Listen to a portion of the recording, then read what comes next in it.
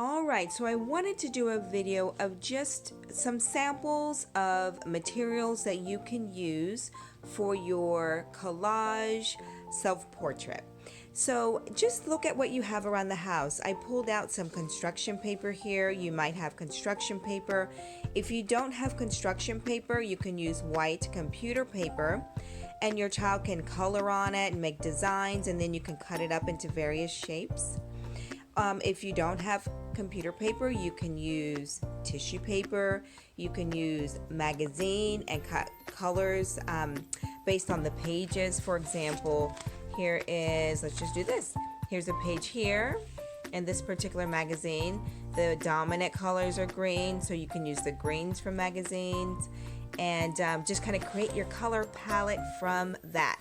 So the key to this is that it's not about having you don't have to have the exact same materials that I have. You use what you have within your possession and around your home to create what the inspiration project is. So since we're working on a self-portrait, I have a couple surfaces here, different sizes. This is just a piece of cardboard. It's very similar to the thickness and the texture of like a cereal box. One of the panels of the cereal box, you can use that. Here's a larger panel here that can also be used. You can use an Amazon box and kind of cut the panel off. You can use construction paper. What I would recommend is to use something that's sturdy so that when it is done, you can really hang up and display the work of art with and it's pretty secure. So once you decide what you want your surface to be, then you just need to gather up your construction paper, different colors depending on how you want to represent yourself in your self-portrait. And you can also use, these are letters here, but I wanted to show you just the different patterns because a lot of times we might have pattern paper around the house that's just been kind of lying there and we're like, are we ever going to use it? This particular art club is a great way to utilize those things that you just thought you'd never use. Pull them out and we'll find a way to create with them during this time that we're together. I also pulled out some just little examples here of some pom-poms. I think I have a couple of another one here somewhere.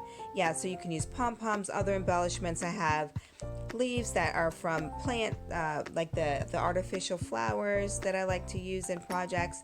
I pulled out a ribbon, and then I pulled out also, if you have some fun shaped scissors, you can use that to cut your construction paper. I have some regular scissors that I can use.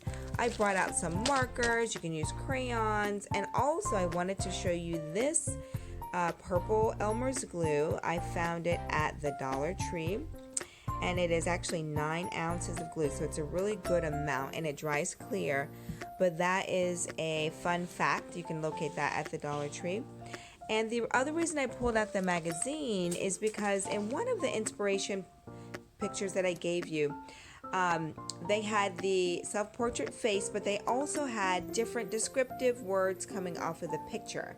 So depending on the age of your child, maybe you might want to go through a magazine or a newspaper or a book and cut out words that best describe your child's personality.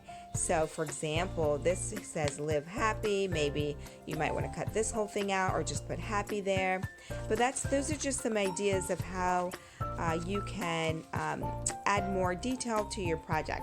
Now the cool thing about this particular project, regardless of the age of your child, it will allow them to use great creative thinking skills, problem solving skills, as well as color placement,